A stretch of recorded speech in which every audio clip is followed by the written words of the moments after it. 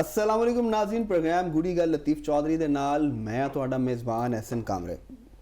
नाज़रीन, मुल्की सियासत विच कुछ चीज़ां रोज़े रोशन की तरह आया ने, लेकिन कुछ चमगोइयां भी हो रही ने। तो इस वक्त जी गलबात हो रही है वो 28वीं तरमीम के हवाले नाल हो रही है कि भी 28वीं तरमीम जी है वो लियाई जा रही है और हुकूमत जी हवाले नाल कुछ मुतहरक भी नज़र आ रही है, राबते भी किए जा रहे हैं।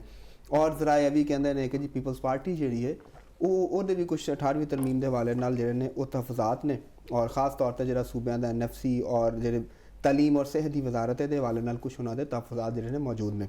लेकिन अज ही पीपल्स पार्टी का एक अहम इजलास होया जिसके बाद बिलावल भुट्टो ज़रदारी जिहड़े ने उन्होंने कहा कि हुकूमत नाल असीं मिल के सूबे तो वफाक जी मिल के मुल्की मसाइल जिहड़े ने हल करनगे, और उन्होंने वज़ीर आज़म की तारीफ भी की। तो अज के प्रोग्राम ये डिस्कस करांगे कि अज 28वीं तरमीम है ये क्या जी हुकूमत की दोनों इस वक्त जो फरीक ने उन्होंने दरम्यान कोई टकराव पैदा हो सकता है या नहीं है, उन्होंने कंसेंसस ये मौजूद है। ये नाल असीं देखना KP की सियासत और पाकिस्तान तरीके इंसाफ की जी सियासत वो वाले फिर तरीके तहफ़्फ़ुज़ आए ने। पाकिस्तान के जो महमूद अचकज़ई ने उन्होंने कहा कि भी जो आइन का तहफ़्फ़ुज़ वास्ते असीं जो वो करांगे। बलोचिस्तान के जोड़े ने पाकिस्तान तो लैदगी दी आवाज़ां उठियां तो ये आवाज़ां जी KP चो भी उठ सकदियां ने, इस तरह के बयानात जोड़े ने उन्होंने दिते हैं। तो ये उत्ते भी डिस्कस करांगे। फिर होर एक मामला पिछले 2 दिनों तो पाकिस्तानी मीडिया की जीनत बनया है और दिन रात खबर आ रही ने, और वो है भी कुकेन क्वीन के हवाले नाल। तो वो उत्ते भी चौधरी साहब के नाल डिस्कस करांगे कि जो ड्रग माफिया वे क्या कुकेन क्वीन ही है या इन्हें पिछे कोई होर ताकतां भी और वड्डे को माफिया जिहड़े ने वो भी मौजूद ने। तो आलमी मंजरनामे ते वेखिए तो एक वड्डी डिवेलपमेंट हुई है कि अमरीकी सदर डोनाल्ड ट्रंप ने चीन का दौरा किया। उत्थे चीन के जोड़े सदर ने उन्होंने की बाज़ाब्ता मुलाकात भी हुई है, वह ऐलामिया भी जारी होया।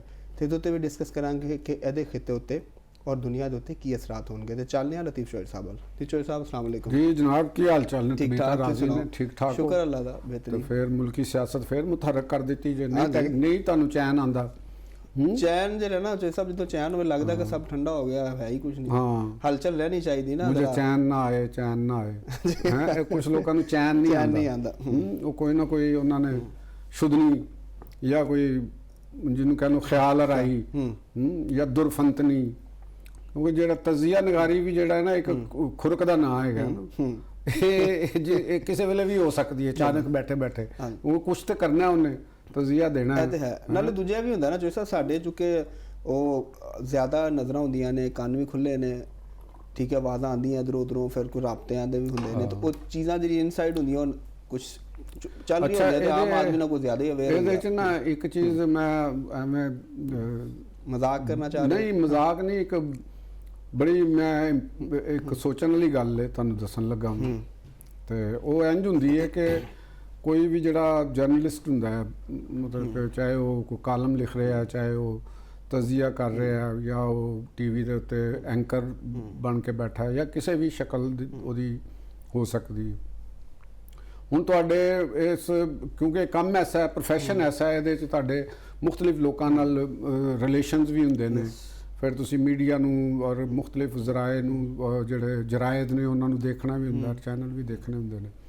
तो उहदा दे विच इंज हुंदा कि तुसी एक मैं तुहानू एक मिसाल देना कि मुस्लिम लीग नून दे जिहड़े MNAs ने वो अगर फर्ज करो कि उन्हों की तादाद जिन्नी 80 है, 50 है, 60 है कौमी असैम्बली दे, कोई 100-150 सूबाई असैम्बली का, तो विच कोई अहदेदार भी ने, तो उन्होंने विचों एक दो आंदे नाल मेरे भी ताल्लुक ने। चलो मैं एक गल कर रहा हूँ, वो तो है ना, मैं एक मिसाल के तौर पर मेरे भी ताल्लुक ने। हुण उन्हां नाल मैं किधरे चाह पी रहा वां या मैं कोई खाना खा रहा वां तो गल्लां होण लग पईयां, तो मैं उन्होंने सानू पूछा कि जी देखो जी सानू तो कुछ मिल ही नहीं रहा, वो सिर्फ MPA वे या सिर्फ MNA वे, तो उन्होंने कुछ नहीं फिलहाल लभ्या, या उन्हें कहा कि तो पीपल्स पार्टी दे नाल भी यार वो पीपल्स पार्टी भी इंज कर दी तो इंज कर दी। हुण मैनू फूड फॉर थॉट है मिलिया कि मैं उन्होंने अगे आ गया कहा कि मैनू पता चलिया मुस्लिम लीग नून दे अंदरूनी जराए दे नाल अंदरूनी जराए ना पता चलिया कि एक तो पार्टी दे अंदर भी जिहड़ी है ना वो बहुत बेचैनी पाई जा रही है, ठीक है ना जी, और मुख्तलिफ जिहड़े MNA और MPA ने वो अपना शेयर ना मिलन की वजह नाल वो परेशान ने।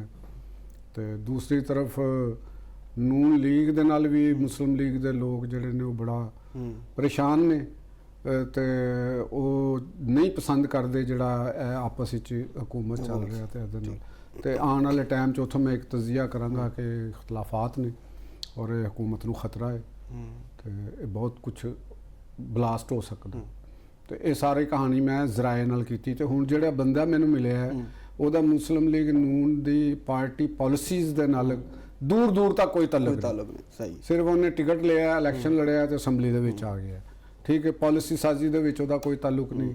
ਸੈਂਟਰਲ ਐਗਜ਼ੈਕਟਿਵ ਕਮੇਟੀਆਂ ਦਾ ਉਹ ਰੁਕਨ ਨਹੀਂ, ਉਹ ਕਿਚਨ ਕੈਬਨਿਟ ਦਾ ਉਹ ਰੁਕਨ ਨਹੀਂ, ਯਾਨੀ ਉਹ ਕਿਸੇ ਵੀ ਖਾਤੇ 'ਚ ਨਹੀਂ ਹੈਗਾ ਤੇ ਉਹ ਅੰਦਰੂਨੀ ਜ਼ਰੀਆ ਹੋ ਜਾਂਦਾ। ਤੇ ਇਹ ਫਿਰ ਬਾਜ਼ ਔਕਾਤ ਇਹ ਚੀਜ਼ਾਂ ਇਸ ਤਰ੍ਹਾਂ ਦੀਆਂ ਹੁੰਦੀਆਂ ਨੇ। ਤੇ ਪੀਪਲਸ ਪਾਰਟੀ ਔਰ ਜਿਹੜੀ 18ਵੀਂ ਤਰਮੀਮ ਔਰ ਮੁਸਲਿਮ ਲੀਗ ਨੂਨ ਦੇ ਹਵਾਲੇ ਨਾਲ, ਸੌਰੀ ਮੈਂ 28ਵੀਂ ਤਰਮੀਮ ਦੀ ਗੱਲ ਕਰ ਰਿਹਾ, 18ਵੀਂ ਤੇ ਹੋ ਗਈ ਤੇ ਉਹਦੇ 28ਵੀਂ ਹੀ ਹੈ, ਲੇਕਿਨ ਉਹਦੇ 'ਚ 18ਵੀਂ ਤਰਮੀਮ ਦੇ ਹਵਾਲੇ ਨਾਲ ਕੁਝ ਤਫਜ਼ਾਤ ਤੇ ਇਹ ਕੋਈ 2-4 ਦਿਨਾਂ ਤੋਂ ਦੁਬਾਰਾ ਕੜੀ ਦੇ ਵਿੱਚ ਪੁਰਾਣੀ ਕੜੀ 'ਚ ਉਬਾਲ ਆਉਣਾ ਸ਼ੁਰੂ ਹੋਇਆ ਕਿ ਕੁਝ ਜਿਹੜੇ ਮੁਬਸਰੀਨ ਨੇ ਤੇ ਉਹਨਾਂ ਮੁਬਸਰੀਨ ਦਾ ਵੀ ਨਹੀਂ ਪਤਾ ਤੇ ਜਿਹੜੇ ਜ਼ਰਾਏ ਨੇ ਉਹਨਾਂ ਦਾ ਵੀ ਨਹੀਂ ਪਤਾ ਤੇ ਉਹ ਮੁxtਲਿਫ ਜਗ੍ਹਾ ਦੇ ਉੱਤੇ ਗੱਲਾਂ ਹੁੰਦੀਆਂ ਨੇ। ਤੇ ਜ਼ਾਹਰ ਹੈ ਜਦੋਂ ਖਾਲੀ ਭਾਂਡੇ ਇਕੱਠੇ ਹੁੰਦੇ ਨੇ ਤੇ ਉਹ ਖੜਕਦੇ ਵੀ ਨੇ ਤੇ ਜਦੋਂ ਸਾਫੀ ਬੈਣ ਤੇ ਉਹਨਾਂ ਨੇ ਕੋਈ ਨਾ ਕੋਈ ਗੱਲਾਂ ਵੀ ਕਰਨੀਆਂ ਹੁੰਦੀਆਂ ਨੇ ਤੇ ਉਹਦੇ 'ਚੋਂ ਕੋਈ ਗੱਲ ਕੱਢਣੀ ਹੁੰਦੀ ਹੈ।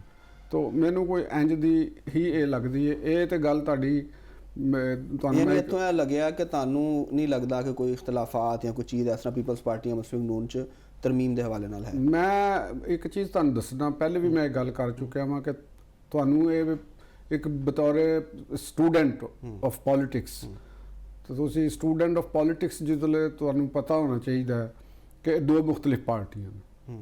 ਬਿਲਕੁਲ ਠੀਕ, ਸਿੰਪਲ। ਉਹਨਾਂ ਦੇ ਡਿਫਰੈਂਟ ਮਤਲਬ ਕਿ ਮਕਾਸਦ ਨੇ। ਦੋਨਾਂ ਟੌਪ ਇਕਤਦਾਰ ਦੇ ਵਿੱਚ ਲੈਣਾ ਵੀ ਚਾਹੁੰਦੇ ਨੇ, ਹਰ ਪਾਰਟੀ ਦਾ ਇੱਕ ਹੱਕ ਹੈ। ਔਰ ਇਸ ਵੇਲੇ ਉਹ ਇਹ ਵੀ ਇੱਕ ਰਿਐਲਿਟੀ ਹੈ ਕਿ ਉਹਨਾਂ ਦੇ ਦਰਮਿਆਨ ਮਾਜ਼ੀ 'ਚ ਵੀ ਇਖਤਲਾਫ ਰਹੇ ਨੇ, ਹੁਣ ਵੀ ਇਖਤਲਾਫ ਨੇ। ਉਹ ਇੱਕ ਦੂਸਰੇ 'ਚ ਜ਼ਮ ਤੇ ਨਹੀਂ ਹੋ ਗਏ। ਬਿਲਕੁਲ, ਜਾਂ ਉਹਨਾਂ ਨੇ ਇਹ ਤਾਂ ਨਹੀਂ ਕੀਤਾ ਕਿ ਵੀ ਉਹ ਕਿਸੇ ਦੇ ਨਜ਼ਰੀਆਤ ਕਬੂਲ ਕਰ ਲਏ ਨੇ ਤੇ ਉਹਨਾਂ ਦੇ ਵਿੱਚ ਉਹ ਚਲੇ ਗਏ ਨੇ, ਇੰਜ ਵੀ ਕੋਈ ਨਹੀਂ ਹੈਗਾ।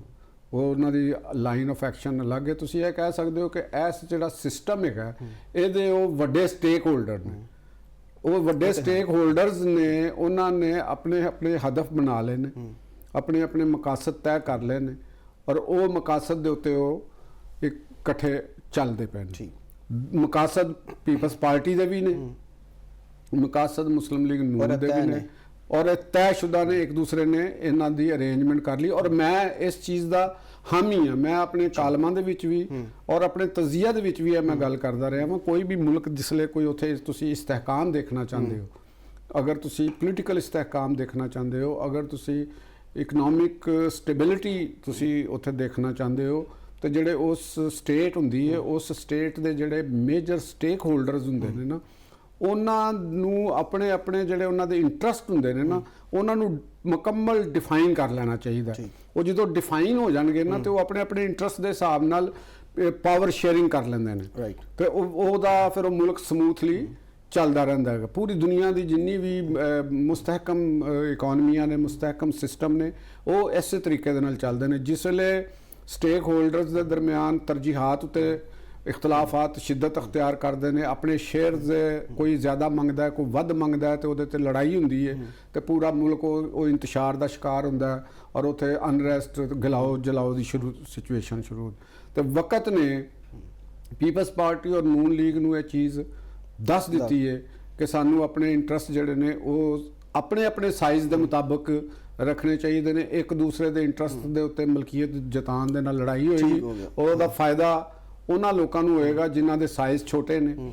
ਐਥਨਿਕ ਸਟਾਈਲ ਅਗਰ ਦੇਖਦੇ ਹਾਂ, ਉਹਨਾਂ ਦੇ ਵੀ ਸਾਈਜ਼ ਛੋਟੇ ਨੇ। ਲਿੰਗੁਇਸਟਿਕ ਜਿਹੜੀਆਂ ਕੂਵਤਾਂ ਨੇ ਉਹਨਾਂ ਨੂੰ ਵੀ ਦੇਖਦੇ ਹਾਂ ਤੇ ਉਹ ਵੀ ਸਾਈਜ਼ ਛੋਟੇ ਨੇ। ਜਿਹੜੀ ਕੌਮ ਪ੍ਰਸਤ ਕੂਵਤਾਂ ਨੇ ਤੇ ਉਹਨਾਂ ਦੇ ਵੀ ਸਾਈਜ਼ ਛੋਟੇ ਨੇ।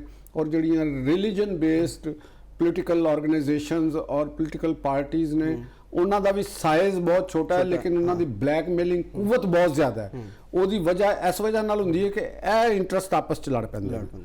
ਠੀਕ ਹੈ, ਹੁਣ ਇੱਕ ਲੱਕੀਲੀ ਇਸ ਮੁਲਕ ਦੀ ਖੁਸ਼ਕਿਸਮਤੀ ਮੈਂ ਤਾਂ ਇਹ ਕਹਾਂਗਾ ਕਿ ਐਸਟੈਬਲਿਸ਼ਮੈਂਟ ਔਰ ਸਿਵਿਲੀਅਨ ਸਟੇਕ ਹੋਲਡਰ ਦਾ ਜਿਹੜਾ ਗਾਲਬ ਹਿੱਸਾ ਹੈ, ਇਹਨਾਂ ਨੇ ਆਪਣੇ ਅਰੇਂਜਮੈਂਟ ਬਿਹਤਰੀਨ ਤਰੀਕੇ ਦੇ ਨਾਲ ਕਰ ਰਿਹਾ ਔਰ ਉਹ ਅਰੇਂਜਮੈਂਟ ਚੱਲ ਰਿਹਾ ਹੈ।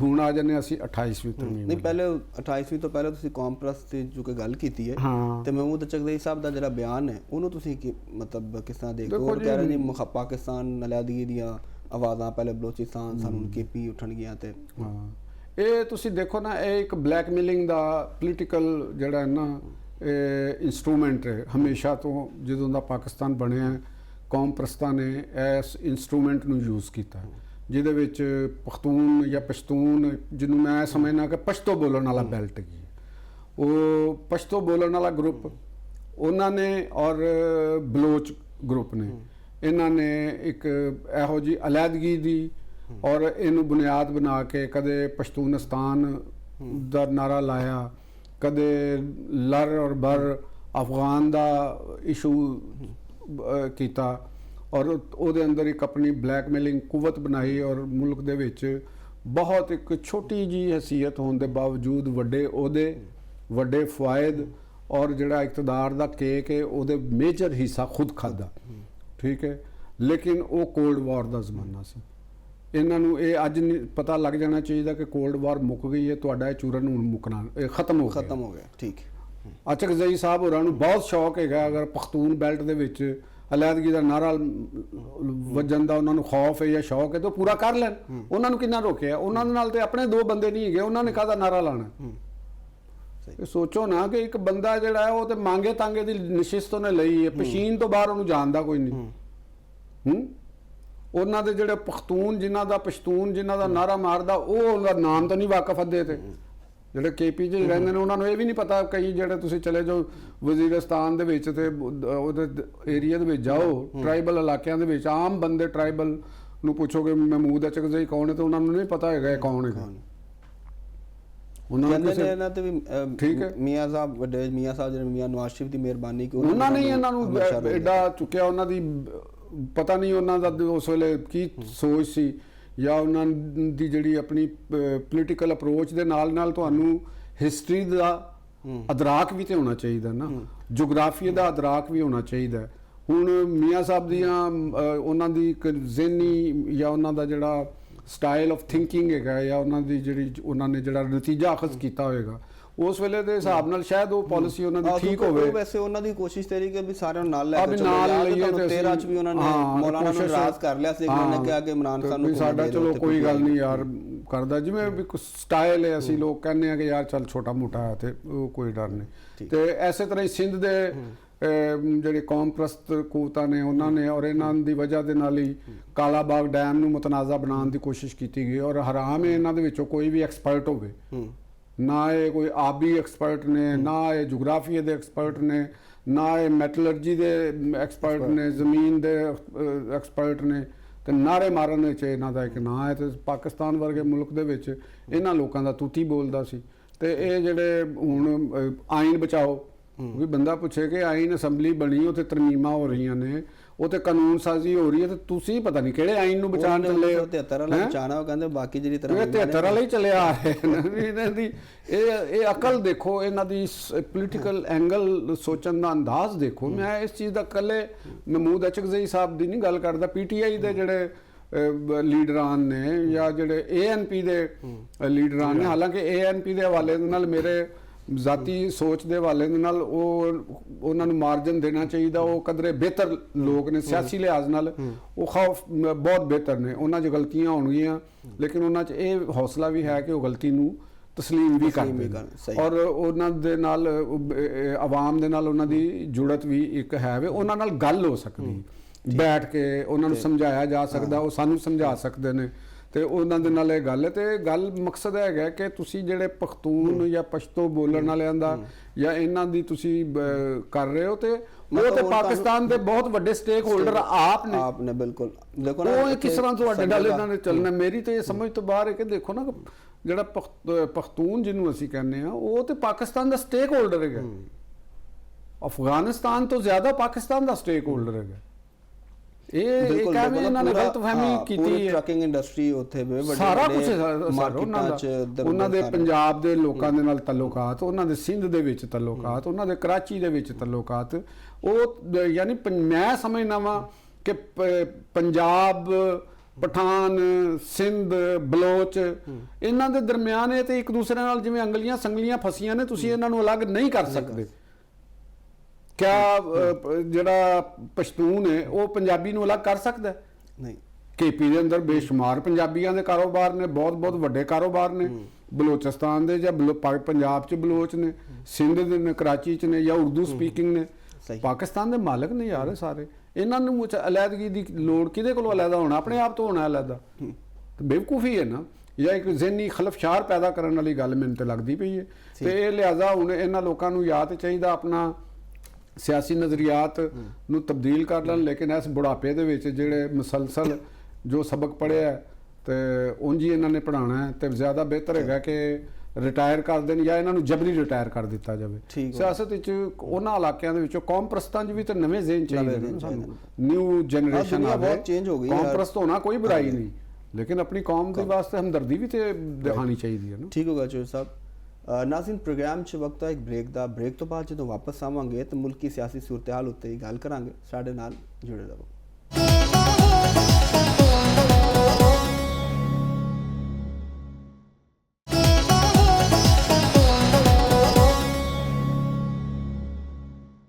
ਵੈਲਕਮ ਬੈਕ ਨਾਜ਼ਰੀਨ। 28ਵੀਂ ਤਰਮੀਮ ਦੇ ਉੱਤੇ ਬ੍ਰੇਕ ਤੋਂ ਪਹਿਲੇ ਅਸੀਂ ਗੱਲ ਕਰ ਰਹੇ ਸਾਂ ਤੇ ਇਹਦੇ 'ਚ ਜਿਹੜਾ ਪਾਕਿਸਤਾਨ ਪੀਪਲਸ ਪਾਰਟੀ ਤੇ ਪਾਕਿਸਤਾਨ ਮੁਸਲਿਮ ਲੀਗ ਨੂਨ ਦੇ ਦਰਮਿਆਨ ਜਿਹੜੇ ਇਖਤਲਾਫਾਤ ਦੀਆਂ ਗੱਲਾਂ ਆ ਰਹੀਆਂ ਨੇ ਉਹਦੇ ਉੱਤੇ ਚੋਰ ਸਾਹਿਬ ਨਾਲ ਮਜ਼ੀਦ ਡਿਸਕਸ ਕਰਨੇ ਆ। ਚੋਰ ਸਾਹਿਬ ਜੀ ਦੋਨੋਂ ਵੱਡੀਆਂ ਜਮਾਤਾਂ, ਦੋਵੇਂ ਸਟੇਕ ਹੋਲਡਰ, ਮਤਲਬ ਇੱਕ ਪਾਰਟੀ ਦਾ ਸਦਰ, ਇੱਕ ਪਾਰਟੀ ਦੇ ਵਜ਼ੀਰ ਆਜ਼ਮ ਔਰ ਫਿਰ ਸੂਬਿਆਂ 'ਚ ਹਕੂਮਤਾਂ ਵੀ ਨੇ।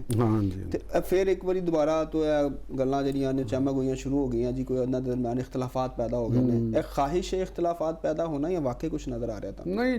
ਜਿਸ ਟਾਈਪ ਦੀ ਤਜ਼ੀਆਤ ਦੇ ਵਿੱਚ ਜ਼ਾਹਰ ਕੀਤਾ ਜਾਂਦਾ ਹੈ ਉਹਨਾਂ ਦੇ ਵਿੱਚ ਖਾਹਿਸ਼ ਹੈਗੀ। ਠੀਕ ਹੈ ਨਾ। ਔਰ ਨੋ ਡਾਊਟ ਕਿ ਇਹੋ ਜਿਹਾ ਐਲੀਮੈਂਟ ਪਾਕਿਸਤਾਨ ਦੇ ਵਿੱਚ ਮੌਜੂਦ ਹੈਗਾ ਜਿਹੜਾ ਇਸ ਇਤਿਹਾਦ ਨੂੰ ਤੋੜਨਾ ਵੀ ਚਾਹੁੰਦਾ ਹੈ। ਠੀਕ ਹੈ ਨਾ ਜੀ। ਇਹ ਤੇ ਦੋਨਾਂ ਪਾਰਟੀਆਂ ਦੇ ਵਿੱਚ ਵੀ ਬੰਦੇ ਹੋਣਗੇ ਜਿਹੜੇ ਇਸ ਖੁਆਇਸ਼ ਦੇ ਇਜ਼ਹਾਰ ਹੋਣਗੇ, ਜਿਨ੍ਹਾਂ ਦਾ ਏਜੰਡਾ ਹੋਏਗਾ ਕਿ ਇਹਨਾਂ ਦੇ ਦਰਮਿਆਨ ਇਖਤਲਾਫ ਕੀਤਾ ਜਾਵੇ ਔਰ ਇੱਕ ਸਿਸਟਮ ਨੂੰ ਕੋਲੈਪਸ ਕਰਤਾ ਜਾਵੇ, ਖਤਮ ਕਰਤਾ ਜਾਵੇ ਤੇ ਇੱਕ ਨਵੀਂ ਕੌਮੀ ਹਕੂਮਤ ਦੇ ਵੀ ਆਏ। ਹੁਣ ਤੁਸੀਂ ਅਗਰ ਅਸੀਂ ਦੇਖਦੇ ਹਾਂ ਇਸ ਵਕਤ ਦੀ ਸਿਚੁਏਸ਼ਨ ਵਿੱਚ, ਤੇ ਇੱਕ ਤਜ਼ੀਆ ਇਹ ਆਇਆ ਕਿ ਪੀਪਲਸ ਪਾਰਟੀ ਹੁਣ ਇਸ ਗੱਲ ਦੇ ਉੱਤੇ ਪਰੇਸ਼ਾਨ ਹੈ ਉਹਨਾਂ ਦੇ ਵਿੱਚ ਕਿ ਅਗਰ ਉਹ ਜਿਸਲੇ ਹਕੂਮਤ ਦੇ ਵਿੱਚ ਅਸੈਂਬਲੀਆਂ ਬਣੀਆਂ ਤੇ ਉਹਦੇ ਅੰਦਰ ਅਗਰ ਸ਼ਾਮਲ ਹੋ ਜਾਂਦੇ, ਵਜ਼ਾਰਤਾਂ ਲੈ ਲੈਂਦੇ ਤੇ ਜ਼ਿਆਦਾ ਬਿਹਤਰ ਸੀ। ਤੇ ਉਸਲੇ ਵਜ਼ਾਰਤਾਂ ਨਹੀਂ ਲਈਆਂ ਤੇ ਹੁਣ ਸਾਰੇ ਫਵਾਇਦ ਮੁਸਲਿਮ ਲੀਗ ਨੂਨ ਲੈ ਰਹੀ ਹੈ। ਠੀਕ ਹੋ ਗਿਆ। ਇੱਕ ਇਹ ਚੂਰਨ ਵਿੱਚ। ਦੂਸਰਾ ਚੂਰਨ ਇਹ ਵਿੱਚ ਆ ਜਾਂਦਾ ਕਿ ਜੀ ਇੱਕ ਚੂਰਨ ਨਾਲ ਇੱਕ ਪੁਆਇੰਟ ਇਹ ਕੀਤਾ ਜਾਂਦਾ। ਦੂਸਰਾ ਪੁਆਇੰਟ ਇਹ ਕੀਤਾ ਜਾਂਦਾ ਕਿਉਂਕਿ ਇਹ ਬਿਲਾਵਲ ਭੁੱਟੋ ਜ਼ਰਦਾਰੀ ਸਾਹਿਬ ਨੇ ਇਹਦਾ ਮੌਕਫ ਸੀ ਤੇ ਉਹਨਾਂ ਨੇ ਨਹੀਂ ਕੀਤਾ। ਉਹਨਾਂ ਨੂੰ ਚਾਹੀਦਾ ਸੀ ਕਿ ਉਸ ਵੇਲੇ ਵਜ਼ਾਰਤਾਂ ਲੈ ਲੈਂਦੇ ਤੇ ਹੁਣ ਤੇ ਫਾਇਦੇ ਨੂਨ ਲੀਗ ਲੈ ਗਈ। ਤੇ ਤੀਸਰਾ ਨੁਕਤਾ ਇਹ ਵੀ ਰੀਅਲਾਈਜ਼ ਕਰਾਇਆ ਜਾਂਦਾ ਕਿ ਜੀ ਬਿਲਾਵਲ ਭੁੱਟੋ ਸਾਹਿਬ ਵਜ਼ੀਰ ਖਾਰਜਾ ਰਹੇ ਨੇ, ਉਹਨਾਂ ਨੇ ਇਹਨਾਂ ਨਾਮ ਕਮਾਇਆ ਤੇ ਹੁਣ ਈਰਾਨ ਇਰਾਕ ਜੰਗ ਦੇ ਵਿੱਚ ਜਿਸਲੇ ਵਾਰੀ ਆਈ ਹੈ ਤੇ ਉਸ ਲਈ ਇਸਹਾਕ ਡਾਰ ਸਾਹਿਬ ਸਾਰਾ ਕੁਝ ਹੋ ਗਿਆ ਤੇ ਉਹਨਾਂ ਨੂੰ ਨਜ਼ਰਅੰਦਾਜ਼ ਕਰਤਾ ਗਿਆ। ਠੀਕ ਹੋ ਗਿਆ ਜੀ। ਬਿਲਕੁਲ। ਬਹੁਤ ਗੱਲਾਂ ਆਈਆਂ ਉਹਨਾਂ ਦੇ ਵਾਲੇ ਨਾਲ, ਫਿਰ ਪ੍ਰੈਜ਼ੀਡੈਂਟ ਦੇ ਵਾਲੇ ਨਾਲ। ਪ੍ਰੈਜ਼ੀਡੈਂਟ ਸਾਹਿਬ ਕਿੱਥੇ ਨੇ? ਤੇ ਵੀ ਬੰਦਾ ਪੁੱਛੇ ਪ੍ਰੈਜ਼ੀਡੈਂਟ ਸਾਹਿਬ ਪ੍ਰੈਜ਼ੀਡੈਂਟ ਹਾਊਸ ਵਿੱਚ ਹੀ ਨੇ ਨਾ। ਉਹਨਾਂ ਨੇ ਆਪਣੀ ਆਈਨੀ ਜ਼ਿੰਮੇਵਾਰੀ ਕਰਨੀ ਹੈ ਜਾਂ ਤੁਹਾਡੀ ਖੁਆਇਸ਼ ਦੇ ਮੁਤਾਬਕ ਜਲਸੇ ਕਰਨੇ ਨੇ, ਬਿਆਨਬਾਜ਼ੀ ਕਰਨੀ? ਠੀਕ ਹੈ ਨਾ ਜੀ। ਬਿਲਾਵਲ ਭੁੱਟੋ ਸਾਹਿਬ ਨੂੰ ਉਹ ਆਪਣੀ ਪਾਰਟੀ ਨੂੰ ਚਲਾਉਣ ਦੀ ਵਜ੍ਹਾ ਨਾਲ ਉਹਨਾਂ ਦਾ ਕੱਦ ਕਾਠ ਹੈ ਜਾਂ ਵਜ਼ੀਰ ਖਾਰਜਾ ਬਣਨ ਨਾਲ ਉਹਨਾਂ ਦਾ ਕੱਦ ਕਾਠ ਹੈ? ਬਿਲਕੁਲ। ਪੋਲੀਟੀਕਲ ਸੈਂਸ ਤੇ ਇਹ ਚੀਜ਼ ਨੂੰ ਕਹਿੰਦੀ ਹੈ ਨਾ ਕਿ ਇੱਕ ਪ੍ਰਾਈਮ ਮਿਨਿਸਟਰ ਦੇ ਅੰਡਰ ਕੰਮ ਕਰਨ ਵਾਲਾ ਵਜ਼ੀਰ ਖਾਰਜਾ ਜਾਂ ਇੱਕ ਇੰਡੀਪੈਂਡੈਂਟ ਪਾਰਟੀ ਦਾ ਸਰਬਰਾਹ ਆਪਣੇ ਡਿਸੀਜਨ ਲੈ ਰਿਹਾ ਪੋਲੀਟੀਕਲੀ, ਉਹਦੀ ਵਰਥ ਹੈ ਜਾਂ ਵਜ਼ੀਰ ਖਾਰਜਾ ਦੀ ਵਰਥ ਹੈ? ਠੀਕ ਹੋ ਗਿਆ। 28ਵੀਂ ਤਰਮੀਮ ਦੀ ਵੀ ਤੁਸੀਂ ਗੱਲ ਕਰ ਲਓ। ਹੁਣ ਤੱਕ ਜਿੰਨੀਆਂ ਤਰਮੀਮਾਂ ਹੋਈਆਂ ਨੇ ਸਾਰੀਆਂ ਪਾਰਟੀਆਂ ਨੇ, ਇਹਨਾਂ ਦੋਨਾਂ ਨੇ ਸਾਰਿਆਂ ਨੇ ਮਿਲ ਕੇ ਕੀਤੀਆਂ। ਇਖਤਲਾਫ ਹੁੰਦੇ ਨੇ, ਠੀਕ ਹੈ। ਬਾਜ਼ ਤਰਮੀਮ ਹੁਣ 28ਵੀਂ ਤਰਮੀਮ ਦੇ ਬਾਰੇ 'ਚ ਸਾਰਿਆਂ ਨੂੰ ਪਤਾ ਕਿ ਇਹਦੇ ਬਾਰੇ ਜਦੋਂ 27ਵੀਂ ਆਈ ਸੀ ਉਦੋਂ ਹੀ ਤੁਸੀਂ ਯਾਦ ਹੋਏਗਾ ਕਿਹਾ ਗਿਆ ਸੀ ਕਿ 28ਵੀਂ ਆਏਗੀ, ਕੁਝ ਚੀਜ਼ਾਂ ਰਹਿ ਗਈਆਂ ਨੇ ਉਹਨਾਂ ਨੂੰ ਅੱਗੇ ਕੀਤਾ ਜਾਏਗਾ। ਜਿੰਨੀ ਜਲਦੀ ਐਕਸਪੈਕਟ ਕੀਤਾ ਜਾ ਰਿਹਾ ਸੀ ਹਾਲੇ ਤੇ ਡਿਲੇ ਹੋ ਗਈ ਕਾਫੀ। ਤੇ ਉਹ ਹੁਣ ਵੀ ਕਈ ਮਈ ਦੇ ਵਿੱਚ ਦੇ ਐਂਡ ਦੇ ਉੱਤੇ ਜਾ ਕੇ ਨਾ ਕਹਿ ਰਹੇ ਨੇ ਕਿ ਵੀ ਆ ਰਹੀ। ਚਲੋ ਬਹਰਹਾਲ ਜਦੋਂ ਵੀ ਉਹਦੇ ਵਾਲੇ ਨੂੰ ਚੋਸਾ ਬੈਗ ਇਸ ਲਈ ਵੀ ਕਹਿ ਰਹੇ ਨੇ ਕਿ ਬਜਟ ਆਣਾ ਅੱਗੇ। ਤੇ ਬਜਟ ਤੋਂ ਪਹਿਲੇ ਜਿਹੜਾ ਹੁਣ ਜਿਹੜਾ ਅੱਜ ਪਾਰਲੀਮਾਨੀ ਜਿਹੜਾ ਇਜਲਾਸ ਹੋਇਆ ਇਹ ਪੀਪਲਸ ਪਾਰਟੀ ਦਾ, ਇਹਦੇ ਚ ਖਾਸੀ ਪਿਕਚਰ ਕਲੀਅਰ ਮੈਨੂੰ ਨਜ਼ਰ ਆਈ ਹੈ। ਦੇਖੋ 28ਵੀਂ ਤਰਮੀਮ ਹੁੰਦੀ ਹੈ ਜਦੋਂ ਉਹਦੇ ਅੰਦਰ ਮਸਵਦਾ ਤਿਆਰ ਹੋਣਾ ਹੈ, ਫਰੇਮਵਰਕ ਤਿਆਰ ਹੋਣਾ ਹੈ, ਸ਼ਿਕਵਾਈਜ਼ ਤਬਦੀਲੀਆਂ, ਪੂਰਾ ਪੈਕੇਜ ਹੋਣਾ ਹੈ। ਉਹਨਾਂ ਦੇ ਉੱਤੇ ਬਹਿਸ ਹੋਣੀ ਹੈ, ਇੱਕ ਦੂਸਰੇ ਨਾਲ ਗੱਲ ਹੋਣੀ ਹੈ, ਕਈਆਂ ਤੇ ਇਖਤਲਾਫ ਹੋਣਾ ਹੈ, ਕਈਆਂ ਦੇ ਪਿੱਛੇ ਹੋਣਾ ਹੈ, ਕਈਆਂ ਦੇ ਚੀਜ਼ਾਂ ਵਧਣੀਆਂ ਨੇ, ਫਿਰ ਐਟ ਦੀ ਐਂਡ ਜਾ ਕੇ ਕਿਧਰੇ ਉਹਨੇ ਪਾਰਟੀਆਂ ਮਿਲਣਗੀਆਂ ਨਾ। ਤੇ ਇਹ ਕਹਿਣਾ ਕਿ ਜੀ ਉਹ ਪੀਪਲਸ ਪਾਰਟੀ ਦੀ ਵਜ੍ਹਾ ਨਾਲ, ਸਾਰਿਆਂ ਨੂੰ ਪਤਾ ਕਿ ਪੀਪਲਸ ਪਾਰਟੀ ਤੋਂ ਬਗੈਰ ਤੇ ਨਹੀਂ ਹੋਣੀ ਨਾ, ਨਹੀਂ ਹੋ ਸਕਦੀ। ਤੇ ਲਿਹਾਜ਼ਾ ਇਹ ਵੀ ਕੋਈ ਬਹਿਸ ਵਾਲੀ ਗੱਲ ਨਹੀਂ ਹੈ, ਔਰ ਕੰਸੈਂਸਸ ਨਾਲ ਹੋਣੀ ਹੈ, ਇਹ ਵੀ ਗੱਲ ਪੱਕੀ ਹੈ। ਤੇ ਅੱਜ ਦੀ ਪਾਰਲੀਮਾਨੀ ਪਾਰਟੀ 'ਚ ਤੁਸੀਂ ਵੀ ਸੁਣਿਆ ਬਲਾਵਲ ਸਾਹਿਬ ਦੀਆਂ ਜਿਹੜੀਆਂ ਗੱਲਾਂ ਨੇ, ਉਹਨਾਂ ਦੇ ਵਿੱਚੋਂ ਜਿਹੜਾ ਮੈਨੂੰ ਇੱਕ ਤੇ ਨਜ਼ਰ ਤੁਹਾਡੀ ਬਜਟ ਵਾਲੀ ਗੱਲ ਤੋਂ ਆਈ ਕਿ ਉਹਨਾਂ ਨੇ ਬਜਟ ਵਾਸਤੇ ਕਮੇਟੀ, 4 ਰੁਕਨੀ ਕਮੇਟੀ ਬਣਾ ਦਿੱਤੀ ਉਹਨਾਂ ਨੇ। ਮੇਨ ਕੰਮ ਇਹੋ ਹੀ ਲੱਗਾ ਮੈਨੂੰ ਕਿ ਇਹਦੇ ਅੰਦਰ ਪਹਿਲਾ ਕੰਮ ਤੇ ਬਜਟ ਨੂੰ ਇਸ ਵਕਤ ਲੈ ਕੇ ਜਾਣਾ। ਬਲਾਵਲ ਸਾਹਿਬ ਨੇ ਜਿੰਨੀ ਵੀ ਗੱਲਾਂ ਕੀਤੀਆਂ ਨੇ, ਬਹੁਤ ਮੈਂ ਸਮਝਦਾ ਮੈਂ ਬੜੀਆਂ ਮੁਦੱਬਰਾਨਾ ਗੱਲਾਂ ਕੀਤੀਆਂ। ਉਹਨਾਂ ਨੇ ਪ੍ਰਾਈਮ ਮਿਨਿਸਟਰ ਸਾਹਿਬ ਦੇ ਨਾਲ ਵੀ ਕੋਈ, ਉਹਨਾਂ ਨੇ ਕਿਹਾ ਜੀ ਉਹਨਾਂ ਦੇ ਨਾਲ ਅਸੀਂ ਤੇ ਪੂਰੀ ਤਰ੍ਹਾਂ ਕਰ ਰਹੇ ਹਾਂ। ਉਹਨਾਂ ਨੇ ਮਹਿੰਗਾਈ ਦੀ ਵੀ ਗੱਲ ਕੀਤੀ ਹੈ। ਉਹਨਾਂ ਨੇ ਇਹ ਵੀ ਗੱਲ ਕੀਤੀ ਹੈ ਕਿ ਵੀ ਮੁਸ਼ਕਲ ਹਾਲਾਤ ਵਿੱਚ ਬਹੁਤ ਬਿਹਤਰ ਪਰਫਾਰਮ ਕੀਤਾ ਗਿਆ, ਔਰ ਉਹਨਾਂ ਨੂੰ ਆਗਾਹ ਵੀ ਕੀਤਾ ਗਿਆ ਇਸ ਮਸਲੇ ਦੇ ਵਿੱਚ। 28ਵੀਂ ਤਰਮੀਮ ਦੇ ਹਵਾਲੇ ਨਾਲ ਉਹਨਾਂ ਨੂੰ ਕੁਐਸਚਨ ਪੁੱਛਿਆ ਗਿਆ। ਤੁਹਾਨੂੰ ਪਤਾ ਨਾ ਸਾਡੇ ਰਿਪੋਰਟਰਾਂ ਨੂੰ ਆਦਤ ਹੁੰਦੀ ਹੈ ਕਿ ਉਹਨਾਂ ਨੇ ਉਹ ਪੁੱਛਣਾ ਹੁੰਦਾ। ਅੱਜ ਸਵੇਰ ਤੋਂ ਇਹੀ ਸਮਾਂ ਧਿਆਨ ਲੱਗਾ ਸੀ ਕਿ ਵੀ ਇਹ ਇਜਲਾਸ 28ਵੀਂ ਤਰਮੀਮ ਹਾਂ 28ਵੀਂ ਤੋਂ ਉਹਦੇ ਚ ਉਹਨਾਂ ਨੇ ਕਿਹਾ ਜੀ ਨਹੀਂ ਮੇਰੇ ਨਾਲ ਇਹ ਕੋਈ ਗੱਲ ਨਹੀਂ ਹੋਈ, ਜਦੋਂ ਗੱਲ ਹੋਏਗੀ ਪੁੱਛਣਗੇ ਤਾਂ ਉਦੋਂ ਕਰ ਦਾਂਗੇ। 27ਵੀਂ ਦੇ ਵਿੱਚ ਪੁੱਛਿਆ ਗਿਆ ਸੀ। ਹਾਂਜੀ, ਉਹਦਾ ਕੀਤਾ, ਲੇਕਿਨ ਉਹਨਾਂ ਨੇ ਐਨਐਫਸੀ ਦੀ ਟੈਕਨੀਕਲ ਕਮੇਟੀ ਦੇ ਹਵਾਲੇ ਨਾਲ ਕਿਹਾ ਕਿ ਵੀ ਇਹ ਡਿਸਕਸ ਹੋਇਆ। ਉਹ ਦੇਖੋ ਜੀ ਕੁਝ ਚੀਜ਼ਾਂ ਤੇ ਹੋਣੀਆਂ ਨੇ ਨਾ, ਐਨਐਫਸੀ ਅਵਾਰਡ ਔਰ ਇਹ ਉਹ ਤੇ ਹੋਣੀਆਂ ਨੇ। ਇਹਦੇ ਚ ਐਡਾ ਪਰੇਸ਼ਾਨੀ ਵਾਲੀ ਤੇ ਜਾਂ ਕੋਈ ਵੱਡੀ ਖਬਰ ਵਾਲੀ ਗੱਲ ਨਹੀਂ ਮੈਨੂੰ ਲੱਗ ਰਹੀ, ਜਾਂ ਕੋਈ ਐਸੀ ਚੀਜ਼ ਨਹੀਂ ਮੈਨੂੰ ਲੱਗ ਰਹੀ। ਹੁਣ ਪਹਿਲਾ ਕੰਮ ਉਹਨਾਂ ਨੇ ਬਜਟ ਨੂੰ ਲੈ ਕੇ ਆਣਾ ਹੈ। ਉਹਨਾਂ ਨੇ 4 ਬੰਦਿਆਂ ਦੇ ਮੁਸ਼ਤਮਲ ਆਪਣੇ ਤੇ ਕਮੇਟੀ ਬਣਾ ਦਿੱਤੀ ਹੈ, ਔਰ ਉਹ ਆਪਣੀ ਡਿਮਾਂਡਸ ਔਰ ਆਪਣੀਆਂ ਚੀਜ਼ਾਂ ਔਰ ਤਜਰਬਾਕਾਰ ਨੇ। ਸਾਬਕ ਵਜ਼ੀਰ ਆਜ਼ਮ ਨੇ ਰਾਜਾ ਪਰਵੇਜ਼ ਅਸ਼ਰਫ ਸਾਹਿਬ ਜਿਹੜੇ ਨੇ, ਸ਼ਹਿਰੀ ਰਹਿਮਾਨ ਸਾਹਿਬਾ ਨੇ, ਬੜੇ ਮਤਲਬ ਕਿ ਉਹਨਾਂ ਦਾ ਵੀ ਪੁਰਾਣੀ ਪਾਰਲੀਮੈਂਟੇਰੀਅਨ ਨੇ, ਤੇ ਨਵੀਦ ਕਮਰ ਸਾਹਿਬ ਨੇ, ਉਹ ਪਾਕਿਸਤਾਨ ਦੇ ਵਜ਼ੀਰ ਖਜ਼ਾਨਾ ਵੀ ਉਹ ਰਹਿ ਚੁੱਕੇ ਨੇ, ਬੜੇ ਸਮਝਦਾਰ ਔਰ ਧੀਮੇ ਮਿਜ਼ਾਜ ਦੇ ਆਦਮੀ ਨੇ। ਤੇ ਸਲੀਮ ਮਾਂਡਵੀ ਵਾਲਾ ਵੀ ਬੜੇ ਮਾਲੀਆਤੀ ਮਾਮਲਾਤ ਨੂੰ ਸਮਝਣ ਵਾਲੇ ਉਹ ਬੰਦੇ ਨੇ। ਤੇ ਲਿਹਾਜ਼ਾ ਉਹਨਾਂ ਨੇ ਇੱਕ ਆਪਣੀ ਟੀਮ ਦੇ ਨਾਲ ਉਹ ਕਰਤਾ, ਔਰ ਉਹ ਮੁਸ਼ਾਵਰਤ ਦੇ ਨਾਲ ਇਹ ਹੋਏਗਾ। ਕੁਛ ਮੈਂ ਜਿਹੜੀ ਅੱਗੇ ਦੱਸਿਆ ਕਿ ਜਿਵੇਂ ਪੀਟੀਆਈ ਦਾ ਤੇ ਇੱਕ ਉਹਦੇ ਪਲੇਟਫਾਰਮ ਤੋਂ ਤੇ ਕੋਸ਼ਿਸ਼, ਉਹਨਾਂ ਦੀ ਕੋਸ਼ਿਸ਼ ਜਾਇਜ਼ ਵੀ ਹੈ, ਕਿਉਂਕਿ ਉਹ ਸਿਆਸੀ ਜਮਾਤ ਇਹਨਾਂ ਦੀ ਮੁਤਾਰਬ ਉਹ ਚਾਹੁੰਦੀ ਹੈ ਕਿ ਸਿਸਟਮ ਡਿੱਗ ਪਵੇ। ਤੇ ਕੁਝ ਲੋਕ ਉਹ ਦੋਨਾਂ ਪਾਰਟੀਆਂ 'ਚ ਨੇ, ਇਹਨਾਂ ਦੇ ਵਿੱਚ ਕੁਝ ਜਿਹੜੇ ਸਿਆਸੀ ਮੁਬਸਰੀਨ ਬਣੇ ਹੋਏ ਨੇ ਨਾ, ਉਹ ਵੀ ਵਿੱਚ ਸ਼ਾਮਲ ਨੇ। ਬਾਜ਼ ਐਸੇ ਲੋਕ ਨੇ ਜਿਹੜੇ ਬਜ਼ਾਹਰ ਪੀਪਲਸ ਪਾਰਟੀ ਦੇ ਹਮਦਰਦ ਨੇ, ਸਾਫੀਆਂ ਦੇ ਵਿੱਚ ਵੀ ਨੇ, ਬੜੇ ਬੜੇ ਵੱਡੇ ਜਿਹੜੇ ਨੇ ਨਾ, ਉਹ ਪੀਪਲਸ ਪਾਰਟੀ ਦੇ ਹਮਦਰਦ ਨੇ, ਲੇਕਿਨ ਗੇਮ ਪਲੇ ਕਰ ਰਹੇ ਨੇ ਇਖਤਲਾਫਾਤ ਪੈਦਾ ਕਰਨ ਦੀ। ਇਹ ਵੀ ਚੀਜ਼, ਇਹਦੇ ਤੋਂ ਤਾਂ ਮੈਂ ਵਾਰਨ ਵੀ ਕਰਨਾ ਚਾਹਾਂਗਾ, ਖਾਸ ਤੌਰ ਤੇ ਪੀਪਲਸ ਪਾਰਟੀ ਦੀ ਟੌਪ ਕਿਆਦਤ ਨੂੰ, ਕਿ ਉਹ ਜਿਹੜੇ ਇਸ ਕਿਸਮ ਦੀ ਨੈਗੇਟਿਵਿਟੀ ਫੈਲਾਉਣ ਵਾਲੇ ਜਿਹੜੇ ਨਾਮ ਨਿਹਾਦ ਕਿਸਮ ਦੇ ਤਜ਼ੀਆਕਾਰ ਜਾਂ ਮਤਰੂਕ ਜਿਹੜੇ ਤਜ਼ੀਆਕਾਰ ਨੇ, ਉਹਨਾਂ ਦੇ ਜ਼ਹਿਰਨਾਕੀ ਤੋਂ ਬਚਣਾ ਚਾਹੀਦਾ। ਔਰ ਤਰਜੀਹਾਤ ਪੋਲੀਟੀਕਲ ਐਂਗਲ ਦੇ ਉੱਤੇ ਕਿਆਦਤ ਉਹ ਹੁੰਦੀ ਹੈ। ਬਿਲਾਵਲ ਭੁੱਟੋ ਸਾਹਿਬ ਦੇ ਬਾਰੇ 'ਚ ਮੇਰਾ ਇੱਕ ਕਹਿ ਲਓ ਕਿ ਗੁਮਾਨ ਹੈਗਾ, ਖੁਸ਼ਫਹਿਮੀ ਦਾ ਗੁਮਾਨ ਹੈਗਾ ਕਿ ਉਹ ਪਾਕਿਸਤਾਨ ਦੇ ਵਾਸਤੇ ਆਉਣ ਵਾਲੇ ਟਾਈਮ ਦੇ ਵਿੱਚ ਇੱਕ ਬਿਹਤਰ ਰੋਲ ਪਲੇ ਕਰ ਸਕਦੇ ਨੇ।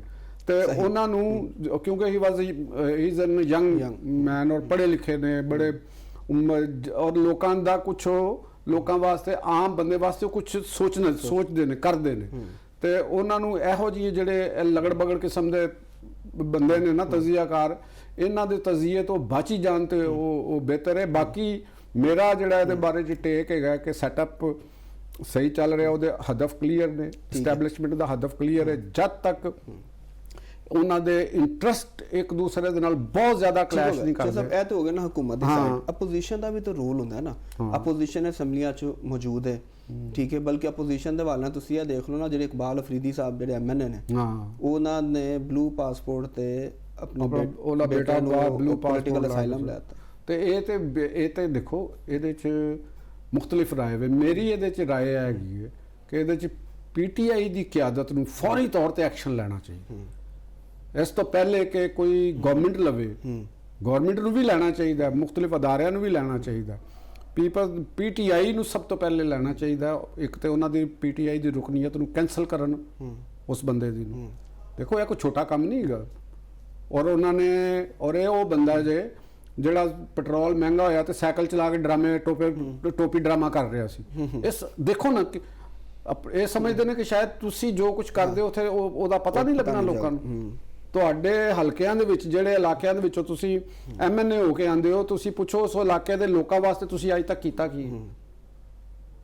ਜਿਹੜੇ ਆ ਛੋਟੇ ਸੂਬਿਆਂ ਦੇ ਵਿੱਚੋਂ ਐਮਐਨਏ ਬਣ ਕੇ ਆਂਦੇ ਨੇ, ਆਪਣੇ ਸੂਬਿਆਂ 'ਚ ਵਾਪਸ ਜਾਂਦੇ ਨੇ, ਆਪਣੇ ਆਵਾਮ ਨੂੰ ਜਾ ਕੇ ਕਹਿੰਦੇ ਨੇ ਜੀ ਮਰਕਜ਼ ਨੇ ਇਹ ਕਰ ਦਿਆ, ਹਮਾਰੇ ਹੱਕ ਆ ਗਿਆ। ਜਿਹੜੇ ਤੁਹਾਨੂੰ ਫੰਡ ਮਿਲਦੇ ਨੇ, ਕੇਪੀ ਦੀ ਗਵਰਨਮੈਂਟ ਹੈ, ਤੁਸੀਂ ਅੱਜ ਤੱਕ ਦੱਸੋ ਉੱਥੇ ਕੀ ਕੰਮ ਕੀਤਾ? ਕੋਈ ਅੱਜ ਤੱਕ ਕੋਈ ਇਹੋ ਜਿਹੀ ਗੱਲ ਹੋਈ ਤੁਹਾਡੇ ਕੋਲ? ਤੇ ਇਹਦੇ ਖਿਲਾਫ ਬਿਲਕੁਲ ਕਾਰਵਾਈ ਕਰਨੀ ਚਾਹੀਦੀ ਹੈ। ਇਹਨਾਂ ਦੀ ਰੁਕਨੀਅਤ ਮੁਅੱਤਲ ਖਤਮ ਕਰਨੀ ਚਾਹੀਦੀ ਹੈ ਇਸ ਬੰਦੇ ਦੀ। ਇਹਨਾਂ ਨੇ ਸਟੇਟ ਆਫ ਪਾਕਿਸਤਾਨ ਦੇ ਨਾਲ ਇੱਕ ਕਿਸਮ ਦੀ ਚੀਟਿੰਗ ਕੀਤੀ ਹੈ ਇਹਨਾਂ ਨੇ ਕਿ ਉਹ ਬਲੂ ਪਾਸਪੋਰਟ ਨੂੰ ਪਾਕਿਸਤਾਨ ਨੂੰ ਤਕੀਰ ਉਹਦੀ ਬੇਤਕੀਰੀ ਕੀਤੀ। ਜੋ ਸਭ ਕੁਇਕਲੀ ਜਿਹੜਾ ਨਾ ਮੈਂ ਕਹਿੰਦਾ ਪਿੰਕੀ ਦੇ ਹਵਾਲੇ ਨਾਲ ਵੀ ਗੱਲ ਕਰ ਲਈ। ਤੁਸੀਂ ਨਹੀਂ ਰਹਿ ਸਕੇ ਪਿੰਕੀ ਦੇ ਨਾਲ? ਨਹੀਂ, ਮੈਂ ਕਿਹਾ ਉਹ ਜ਼ਰਾ ਜ਼ਰੂਰੀ ਹੈ ਅੱਜਕੱਲ ਬੜੀ ਦੇਖੋ ਇੱਕ ਜਰਾਇਮ ਪੇਸ਼ਾ ਜਿਹੜੀ ਵਰਲਡ ਹੁੰਦੀ ਨਾ ਜਿਹਨੂੰ ਕਾਲੀ ਦੁਨੀਆ ਅਸੀਂ ਕਹਿੰਦੇ ਹਾਂ, ਤੇ ਕਾਲੀ ਦੁਨੀਆ ਦੇ ਵਿੱਚ ਔਰਤਾਂ ਵੀ ਨੇ ਤੇ ਬੜੇ ਬੜੇ ਵੱਡੇ ਵਾਈਟ ਕਾਲਰ ਕ੍ਰਿਮੀਨਲਸ ਵੀ ਨੇ, ਠੀਕ ਹੈ ਨਾ ਜੀ। ਔਰ ਉਹ ਵਾਈਟ ਕਾਲਰ ਕ੍ਰਿਮੀਨਲਸ ਦੁਨੀਆ ਦੇ ਵਿੱਚ ਆਪਣੇ ਮਾਸ਼ਰੇ ਦੇ ਵਿੱਚ ਬੜੇ ਬਾਇਜ਼ਤ ਹੋਣਗੇ। ਮੈਂ ਇਹ ਸਮਝਦਾ ਕਿ ਟਿਪ ਆਫ ਆਈਸਬਰਗ। ਪਹਿਲੇ ਵੀ ਬਹੁਤ ਕੁਝ ਇਸ ਮੁਲਕ ਦੇ ਵਿੱਚ ਹੋਇਆ। ਤੁਹਾਨੂੰ ਯਾਦ ਹੋਏਗਾ ਅਦਾਕਾਰ ਸਾਜਿਦ ਹਸਨ ਦਾ ਬੇਟਾ ਵੀ ਇੱਕ ਵਾਰੀ ਗ੍ਰਿਫਤਾਰ ਹੋਇਆ ਸੀ। ਉਹਨਾਂ ਦੇ ਉੱਤੇ ਵੀ ਮਨਸ਼ਿਆਤ ਫਰੋਸ਼ੀ ਦਾ ਇਲਜ਼ਾਮ ਸੀ, ਠੀਕ ਹੈ। ਔਰ ਉਦੋਂ ਵੀ ਇਹ ਬੜਾ ਆਇਆ ਸੀ ਜੀ, ਬੜਾ ਵੱਡਾ ਨੈਟ ਤੇ ਬੜਾ ਨਹੀਂ ਆਉਂਦੇ ਤੇ ਬਹੁਤ ਜ਼ਿਆਦਾ। ਤਾਂ ਕਿੱਧਰ ਗਿਆ? ਇੱਕ ਉਥੇ ਮੁਸਤਫਾ ਮਰਡਰ ਕੇਸ ਦਾ ਜਿਹੜਾ ਮੁਲਜ਼ਮ ਸੀ ਅਰਮਗਾਨ, ਉਹਦਾ ਗੇਟਵੇ ਫੜਿਆ ਗਿਆ ਸੀ। ਉਹਦੇ ਘਰ ਦੇ ਵਿੱਚ ਇੱਕ ਡੀਐਸਪੀ ਨੂੰ ਫਾਇਰਿੰਗ ਦੇ ਹੋਈ ਸੀ ਤੇ ਉਹ ਸ਼ਹੀਦ ਹੋ ਗਿਆ ਸੀ। ਤੇ ਉਹਦਾ ਤੇ ਵੀ ਲੱਗਿਆ ਸੀ ਕਿ ਜੀ ਇਹ ਮਨਸ਼ਿਆਤ ਵੀ ਇੱਥੇ ਆਂਦੀ ਹੈ ਤੇ ਨਾਈਟ ਪਾਰਟੀਆਂ ਵੀ ਕਿੱਧਰ ਗਈਆਂ। ਤੇ ਇਹ ਮਨਸ਼ਿਆਤ ਦਾ ਡਰੱਗ ਸਮਗਲਿੰਗ ਜਿਹੜੀ ਹੈ ਇਹ ਕ੍ਰਾਸ ਬਾਰਡਰ ਟ੍ਰੇਡ ਹੈਗੀ। ਇਹਦੇ ਵਿੱਚ ਬੜੇ ਬੜੇ ਵੱਡੀ ਬਿਗ ਗਨਸ ਔਰ ਬਿਗ ਵਿਗਸ ਇਹਦੇ 'ਚ ਸ਼ਾਮਲ ਨੇ।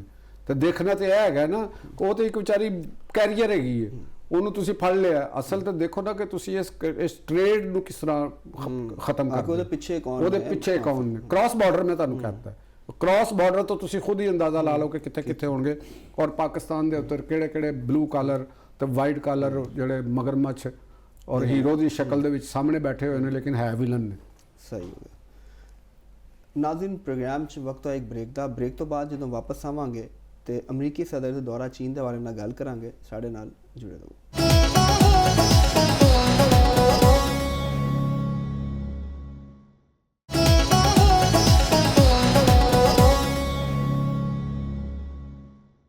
ਵੈਲਕਮ ਬੈਕ ਨਾਜ਼ਰੀਨ, ਅਮਰੀਕੀ ਸਦਰ ਡੋਨਾਲਡ ਟਰੰਪ ਜਿਹੜੇ ਨੇ ਇਸ ਵਕਤ ਚੀਨ ਦੇ ਦੌਰੇ ਤੇ ਮੌਜੂਦ ਨੇ। ਉੱਥੇ ਉਹਨਾਂ ਦੀ ਜਿਹੜੇ ਚੀਨੀ ਸਦਰ ਨੇ ਸ਼ੀ ਜਿਨਪਿੰਗ, ਉਹਨਾਂ ਦੇ ਨਾਲ 1-to-1 ਮੁਲਾਕਾਤ ਵੀ ਹੋਈ। ਔਰ ਉਸ ਮੁਲਾਕਾਤ ਦੇ ਵਿੱਚ ਜਿੱਥੇ ਮਸ਼ਰਕ ਵਸਤਾ ਦੀ ਸੂਰਤ ਹਾਲ ਦੇ ਉੱਤੇ ਡਿਸਕਸ ਹੋਇਆ ਤੇ ਉਹਦੇ ਨਾਲ ਤਾਈਵਾਨ ਦੇ ਹਵਾਲੇ ਨਾਲ ਵੀ ਡਿਸਕਸ਼ਨ ਹੋਈ। ਔਰ ਇਸ ਹਵਾਲੇ ਨਾਲ ਜਿਹੜੇ ਚੀਨੀ ਸਦਰ ਨੇ ਉਹਨਾਂ ਨੇ ਕਿਹਾ ਕਿ ਵੀ ਇਹ ਜਿਹੜਾ ਮਸਲਾ ਵੇ ਤਾਈਵਾਨ ਵਾਲਾ, ਇਹ ਦੋਨੋਂ ਮੁਲਕ ਜਿਹੜੇ ਨੇ ਅਮਰੀਕਾ ਔਰ ਚੀਨ, ਇਹਨਾਂ ਦੇ ਵਿੱਚ ਕੋਈ ਮਸਾਇਲ ਜਿਹੜੇ ਨੇ ਉਹ ਪੈਦਾ ਹੋ ਸਕਦੇ ਨੇ ਤੇ ਲਿਹਾਜ਼ਾ ਇਹਦੇ ਤੋਂ ਦੂਰ ਰਹਿ ਕੇ ਤੇ ਸਾਨੂੰ ਕੋਈ ਮੌਸ਼ੀ ਹਵਾਲੇ ਦੇ ਨਾਲ ਚੀਜ਼ਾਂ ਜਿਹੜੇ ਨੇ ਉਹ ਤਾਲੁਕਾਤ ਅੱਗੇ ਵਧਾਉਣੇ ਚਾਹੀਦੇ ਨੇ। ਇੱਕ ਸ਼ਰਾਕਤਦਾਰ ਦੇ ਤੌਰ ਤੇ ਸਾਨੂੰ ਅੱਗੇ ਚੱਲਣਾ ਚਾਹੀਦਾ। ਅਮਰੀਕੀ ਸਦਰ ਨੇ ਵੀ ਜਿਹੜੇ ਚੀਨੀ ਸਦਰ ਨੇ ਉਹਨਾਂ ਦੀ ਤਾਰੀਫ ਕੀਤੀ, ਉਹਨਾਂ ਨੂੰ ਇੱਕ ਅਜ਼ੀਮ ਰਹਿਨੁਮਾ ਜਿਹੜਾ ਵੇ ਉਹ ਕਰਾਰ ਦਿੱਤਾ ਤੇ ਨਾਲੇ ਅਸੀਂ ਇਤਫਾਕ ਕੀਤਾ ਕਿ ਦੋਨੋਂ ਮੁਲਕ ਮਿਲ ਕੇ ਕੰਮ ਕਰਨਗੇ।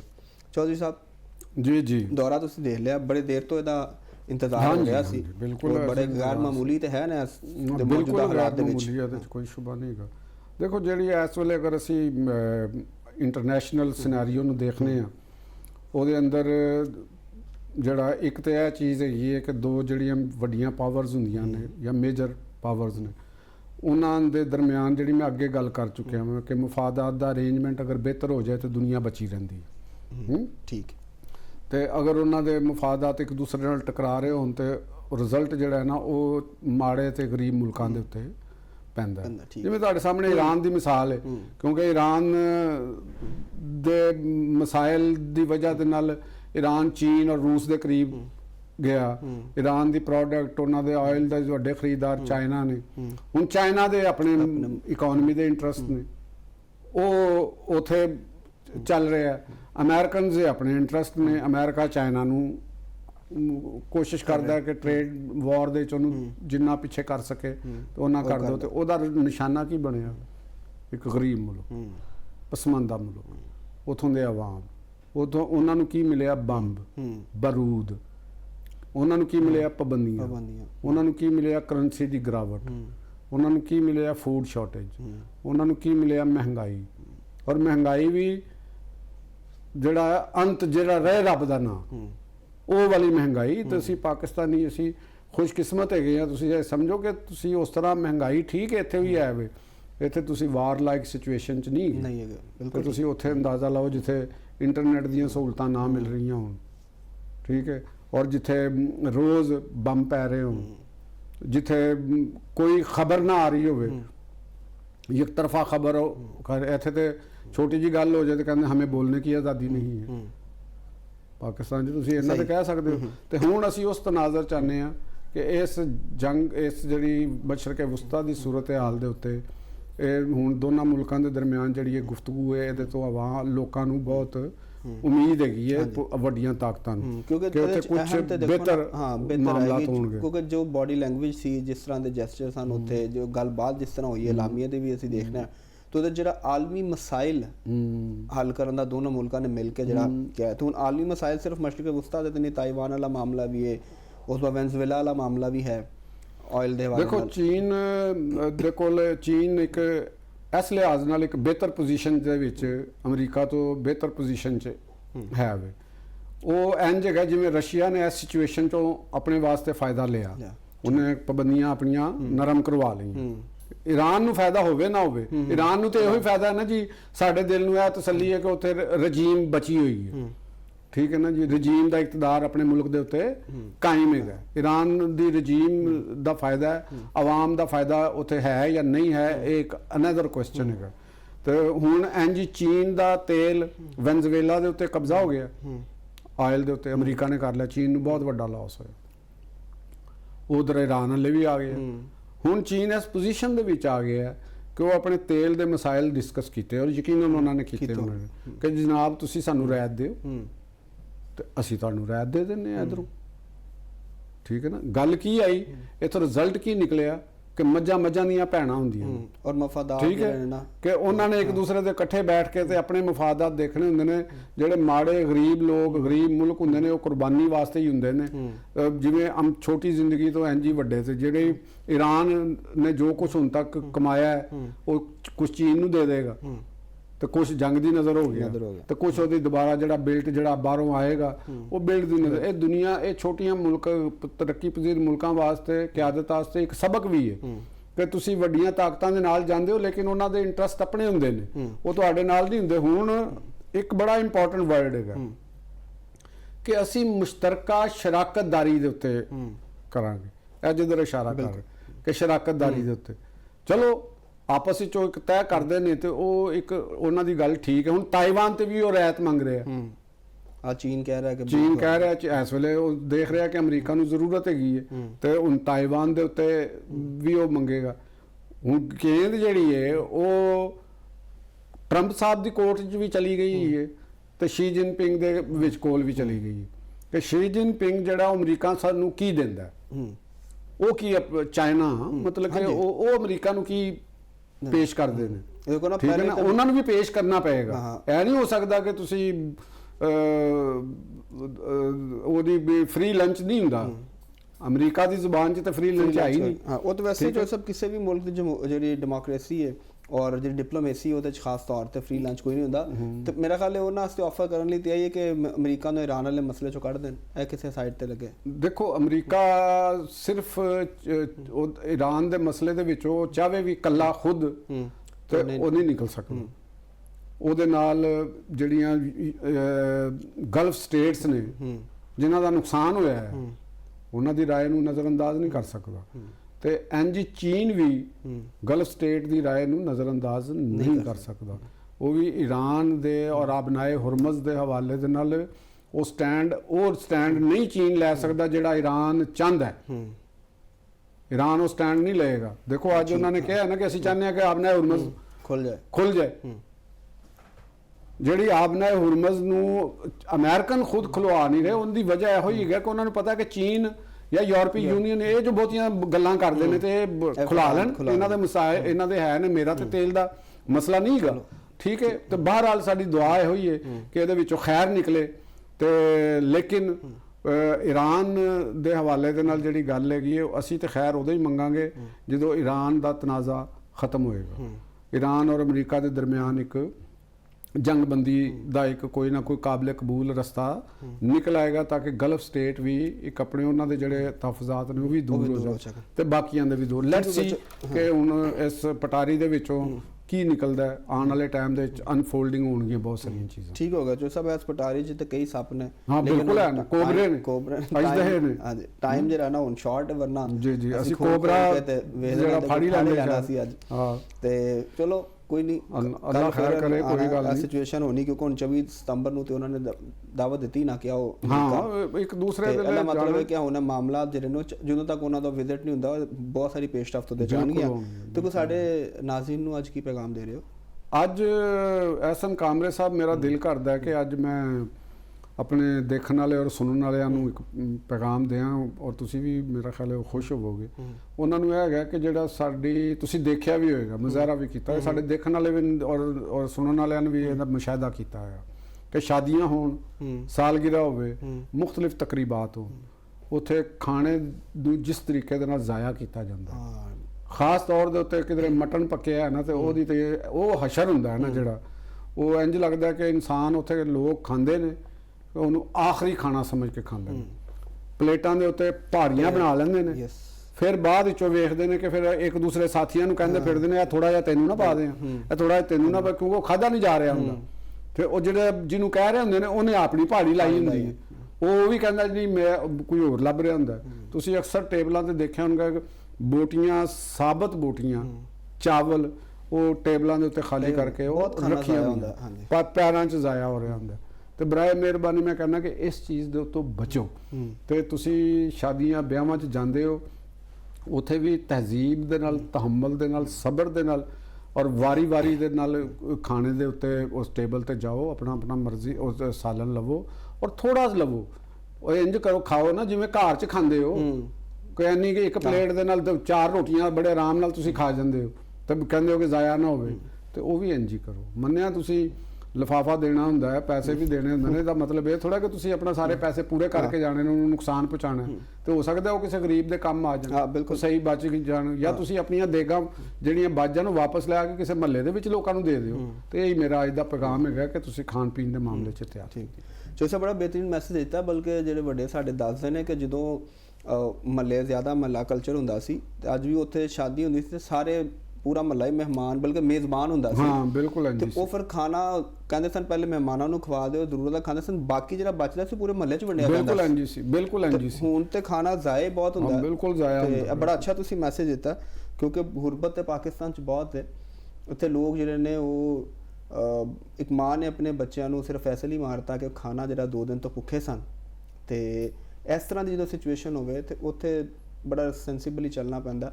ਖਾਸ ਤੌਰ ਤੇ ਖਾਣੇ ਦਾ ਜ਼ਿਆ ਜਿਹੜਾ ਵੇ ਉਹ ਤੇ ਕਿਸੇ ਸੂਰਤ ਵਿੱਚ ਜਸਟੀਫਾਈਡ ਨਹੀਂ ਹੈਗਾ।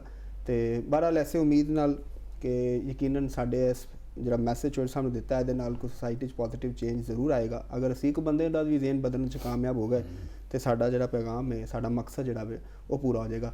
ਨਾਜ਼ਰੀਨ, ਮੈਨੂੰ ਤੇ ਲਤੀਫ ਚੋਰ ਸਾਹਿਬ ਤੇ ਸਾਡੀ ਪੂਰੀ ਟੀਮ ਨੂੰ ਦਿਓ ਇਜਾਜ਼ਤ। ਕੱਲ ਹਾਜ਼ਰ ਹੋਵਾਂਗੇ ਐਸੇ ਵੇਲੇ ਤੇ ਕਰਾਂਗੇ ਗੂੜੀ ਗੱਲ ਲਤੀਫ ਚੌਧਰੀ ਦੇ ਨਾਲ।